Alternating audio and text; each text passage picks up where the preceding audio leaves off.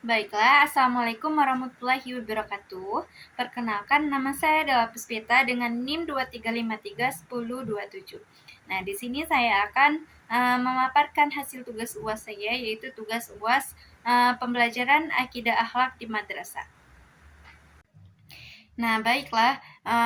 Yang pertama yaitu terkait pengertian, tujuan, dan ruang lingkup atau pokok-pokok materi pembelajaran akidah di madrasah. Nah, pengertian akidah. Akidah itu berasal dari kata akoda yang berarti mengikat atau mengokohkan. Nah, dalam Islam, akidah adalah keyakinan yang tertanam kuat dalam hati mengenai kebenaran ajaran Allah Subhanahu wa taala dan Rasulnya, tanpa keraguan sedikit pun. Nah, pembelajaran akidah itu merupakan proses pendidikan yang bertujuan menanamkan dan memperkuat keimanan peserta didik.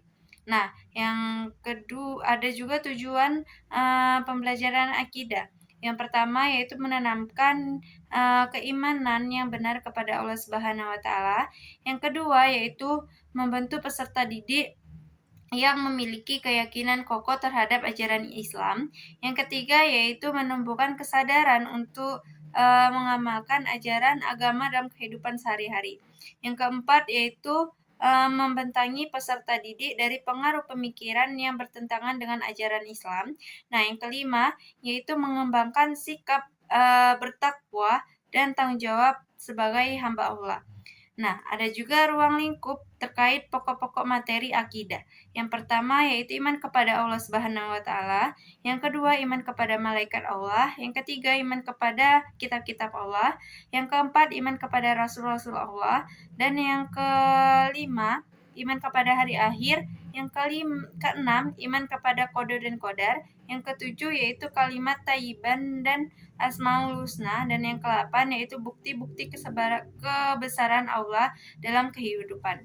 Kedua yaitu pengertian tujuan ruang lingkup ya atau pokok-pokok materi pembelajaran akhlak di madrasah. Nah, pengertian akhlak. Nah, akhlak adalah sifat atau perilaku yang tertanam dalam diri seseorang yang mendorongnya untuk melakukan perbuatan secara spontan itu tanpa memerlukan pertimbangan yang panjang. Nah, pembelajaran akhlak itu merupakan proses pembinaan sikap dan perilaku peserta didik agar sesuai dengan nilai-nilai Islam. Nah, ada juga tujuan pembelajaran akhlak, yang dimana yang pertama yaitu membentuk peserta didik yang berakhlak mulia, yang kedua yaitu membiasakan perilaku terpuji dalam kehidupan sehari-hari, dan yang ketiga yaitu menumbuhkan kesadaran untuk menjauhi akhlak tercela. Yang keempat yaitu membina hubungan yang baik dengan Allah dan sesama manusia dan lingkungan. Dan yang kelima yaitu mewujudkan pribadi muslim yang berkarakter Islami. Nah, ada juga ruang lingkup atau pokok-pokok materi akhlak. Yang pertama yaitu akhlak kepada Allah, yang kedua itu akhlak kepada Rasulullah, yang ketiga akhlak kepada orang tua, yang keempat akhlak kepada guru, akhlak kepada sesama manusia, dan akhlak kepada diri sendiri. Ada juga akhlak terhadap lingkungan dan akhlak terpuji atau mahmudah. Seperti jujur, amanah, disiplin, sabar, dan tawadu. Dan yang kesembilan yaitu akhlak tercela atau mazmumah seperti sombong, iri, dengki, dan ria serta dan bohong. Ada juga soal yang ketiga yaitu contoh evaluasi pembelajaran materi wudhu, yang dimana pembelajaran materi wudhu yang merana kognitif atau pengetahuan yaitu C1 dengan mengingat, yang dimana sebutkan 6 rukun wudhu secara berurutan. Dan soal ada juga yang C2 yang dimana soal itu untuk memahami, yang dimana jelaskan mengapa tertib masuk salah satu rukun wudhu. Yang kedua yaitu ranah afektif atau sikap, yang dimana sikap yang contoh soal pertama yaitu tentang sikap kesadaran beribadah, yang dimana peserta didik itu pertanyaannya, bagaimana sikapmu ketika hendak melaksanakan sholat tetapi belum berwudu. Dan yang kedua yaitu sikap tanggung jawab, yang dimana soalnya, apakah kamu selalu berusaha menjaga wudu ketika berada di sekolah, jelaskan alasannya. Dan ada juga terkait ranah psikomotorik atau keterampilan. Nah, yang pertama yaitu praktik wudhu, yang dimana peserta didik itu mempraktikkan tata cara wudhu sesuai urutan yang benar. Yang kedua yaitu demonstrasi, yang dimana tunjukkan cara membasuh kedua tangan dan mengusap kedua sebagian kepala itu sesuai ketentuan wudhu.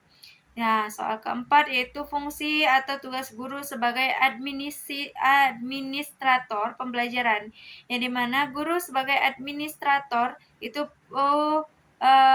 pembelajaran memiliki tugas mengelola seluruh kegiatan pembelajaran agar berlangsung secara efektif dan efisien. Nah, fungsi tugas guru sebagai administrator itu yang pertama, menyusun perencanaan pembelajaran, yang dimana menyusun perangkat pembelajaran seperti ATP, modul ajar, program semester, dan program tahunan. Yang kedua yaitu mengelola administrasi kelas, yang dimana mengatur daftar hadir, jurnal mengajar, daftar nilai dan catatan perkembangan peserta didik. Dan yang ketiga yaitu mengorganisasi kegiatan pembelajaran, yang dimana mengatur jadwal, metode, media, dan sumber belajar yang digunakan. Dan yang keempat yaitu melaksanakan penilaian, yang dimana menyusun instrumen evaluasi serta mengelola hasil penilaian peserta didik. Dan yang kelima yaitu mendokumentasikan hasil belajar, dan yang dimana menyimpan arsip nilai, tugas, portofolio, dan laporan perkembangan peserta didik. Yang keenam yaitu menyusun laporan pembelajaran, yang dimana guru ini membuat laporan hasil belajar dan menyampaikan informasi kepada sekolah maupun orang tua.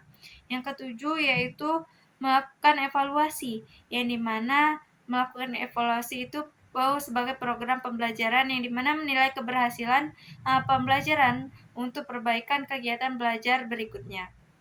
Nah, yang soal kelima yaitu prinsip objektivitas, yang dimana objektivitas dalam evaluasi itu hasil belajar adalah prinsip penilaian yang dilakukan berdasarkan keadaan yang sebenarnya, yang dimana harus sesuai kemampuan peserta didik tanpa dipengaruhi faktor subjektif seperti rasa suka, tidak suka, kedekatan pribadi, jenis kelamin, latar belakang keluarga, atau faktor lainnya. Dengan kata lain, hasil penilaian itu benar-benar mencerminkan kemampuan peserta didik yang sesungguhnya. Dan ada juga upaya menjaga objektivitas evaluasi. Yang pertama yaitu menggunakan instrumen penilaian yang jelas dan terukur. Yang kedua, menyusun kisi-kisi soal sesuai tujuan pembelajaran. Yang ketiga yaitu menggunakan rubrik penilaian yang rinci dan transparan. Dan yang keempat yaitu memberikan penilaian itu berdasarkan hasil kerja peserta didik, bukan faktor pribadi. Dan menggunakan sebagai teknik penilaian seperti tes tertulis, observasi, praktik, dan portofolio. Dan ada juga melakukan koreksi itu sesuai pedoman dan penskoran yang telah ditetapkan, dan menghindari diskriminasi atau perlakuan berbeda terhadap peserta didik. Dan yang kedelapan yaitu melakukan penilaian secara konsisten dan adil kepada seluruh peserta didik. Nah, jadi kesimpulannya, objektivitas itu merupakan prinsip penting dalam evaluasi karena menjamin bahwa hasil penilaian itu mencerminkan kemampuan nyata peserta didik, sehingga keputusan peserta didik itu dapat diambil menjadi lebih adil dan dapat dipertanggungjawabkan.